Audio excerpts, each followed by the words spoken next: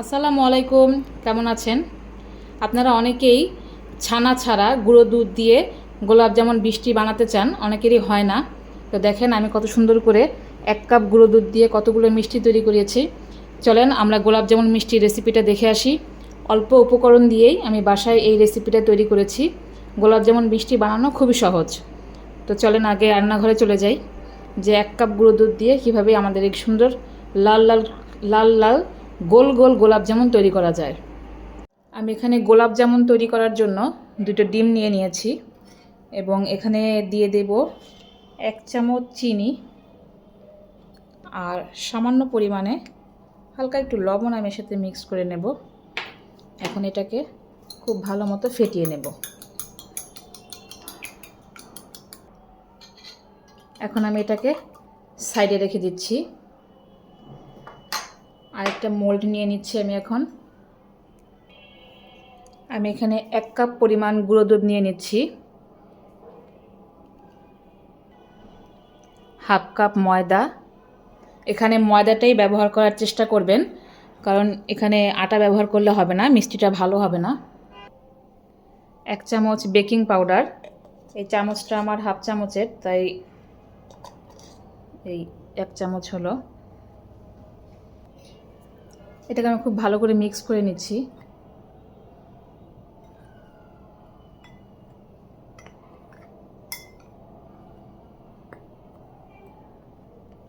এখানে আমি 1 চামচ ঘি দেব।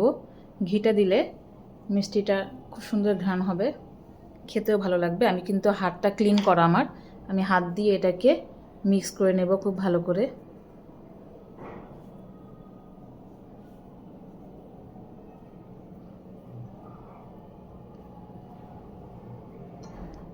এখন আমি সেই ডিমটা একসাথে আস্তে আস্তে, পুরোটা দিব না, অল্প অল্প করে আস্তে আস্তে মিক্স করব। একটা আঠালো আঠালো একটা ডো হবে।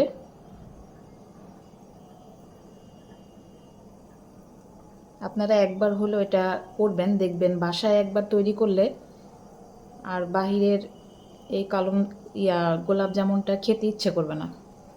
গোলাপ জামুনটা কিন্তু খুব মজার একটা মিষ্টি। আলতো হাতে আস্তে আস্তে এভাবে মিক্স করে নেবেন। আমার মিক্সটা ঠিক এরকম হবে। এটাকে আমি এখন 10 মিনিট রেস্টে রেখে দেব। আমি কিন্তু পুরো ডিমটা ইউজ করিনি, দেখেন কিছুটা আছে। এভাবে আমি 10 মিনিট রেখে দেব। এখন আমরা তৈরি করব গোলাপ জামুনের শিরাটা। আমি শিরা তৈরির জন্য প্যানে আমি এখানে চিনি দিয়ে দিচ্ছি। আমি এখানে 1.5 কাপ চিনি দিয়েছি। আপনারা যদি আরও মিষ্টি খেতে পছন্দ করেন তাহলে আর একটু বেশি দেবেন। আর আমি এখানে দিচ্ছি 3 কাপ পরিমাণে পানি, আমার এখানে মাপা আছে। আমি এখানে 1.5 কাপ দিয়েছি, আমার কাছে মনে হয় এই 1.5 কাপ পরিমাণটাই ঠিক আছে। এটা বলক ওঠা পর্যন্ত আমি অপেক্ষা করব।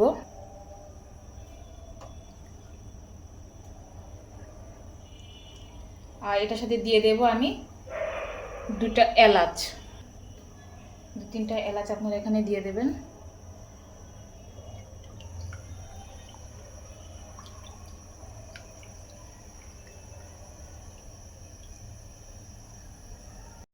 আমার চিনিটা বলক এসে গেছে।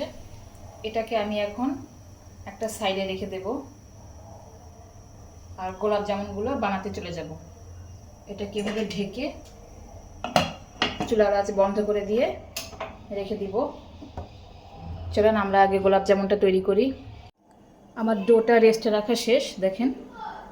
আমি এখন একটু হাতে ঘি মাখিয়ে নেব। ঘি মাখিয়ে আস্তে আস্তে এখান থেকে ডো নিয়ে তৈরি করতে থাকবো। আপনাদের পছন্দ অনুযায়ী আপনারা সাইজ করে নিতে পারেন, যে সাইজটা আপনাদের ভালো লাগে সেভাবেই করবেন।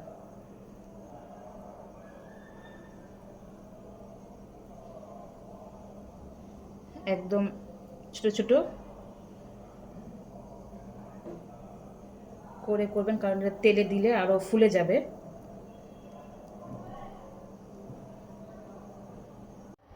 আমি আমি এখন ভাজার জন্য তেল নিয়ে নিয়েছি। একদম অল্প আছে আমাকে মিষ্টিগুলোকে ভাজতে হবে, এখনো গরম হয়নি। এভাবে যখন ধরতে পারবেন তখন আপনারা মিষ্টিটা ছেড়ে দিবেন আস্তে আস্তে। আমার মিষ্টিগুলো আস্তে আস্তে আমি দিয়ে দিচ্ছি।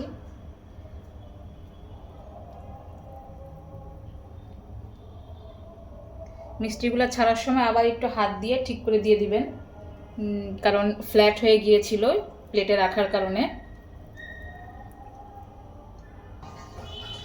দেখেন মিষ্টিগুলো আস্তে আস্তে ভেসে উঠেছে, একটু লাড়িয়ে দিলেই হবে। আস্তে আস্তে ভাজা হবে, কারণ ভিতরটা নাহলে কাঁচা থেকে যাবে। লো হিটে আমি এটাকে ভেজে নিব।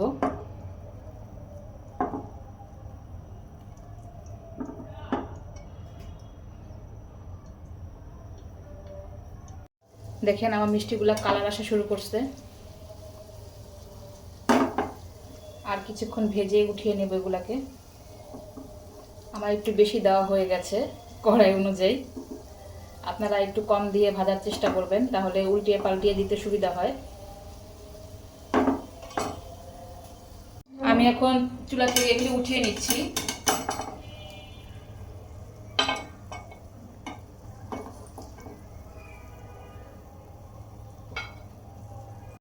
এই যে আমার মিষ্টিগুলো ভাজা হয়ে গেছে, আমি একটা প্লেটে উঠিয়ে নিয়েছি।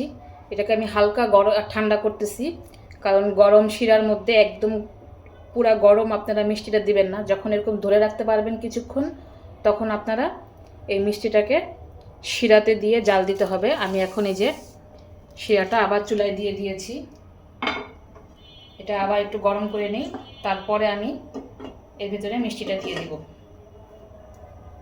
আমার শিরাটা কিন্তু ফুটে উঠেছে দেখেন, আর মিষ্টিটা এরকম হালকাভাবে ধরা যাচ্ছে। একদম ঠান্ডা করে মিষ্টিটা দিবেন না। এখন আমি এর ভিতরে দিয়ে দেব। এভাবে আমি জাল করব 10 মিনিট, ঢেকে জাল করব।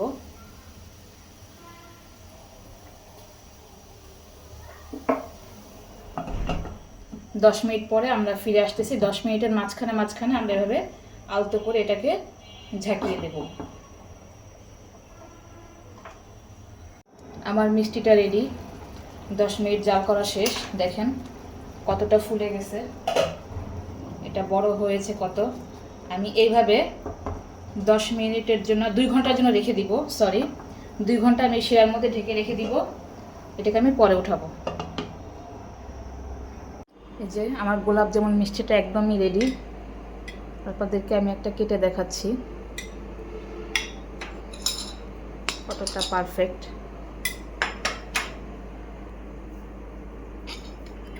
এই যে একদম নরম তুলতুলে মিষ্টি। আপনারা যদি এভাবে বাসায় বানিয়ে খান, দেখবেন কতটা ভালো লাগে। একদম মিষ্টি নরম, দেখেন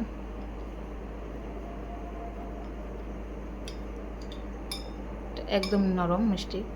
আপনারা খেয়ে দেখবেন বা বাসায় বানাবেন। আমার ভিডিওটা যদি আপনাদের ভালো লেগে থাকে তাহলে অবশ্যই লাইক কমেন্ট শেয়ার দিয়ে পাশে থাকবেন, আর অবশ্যই ফলো করবেন।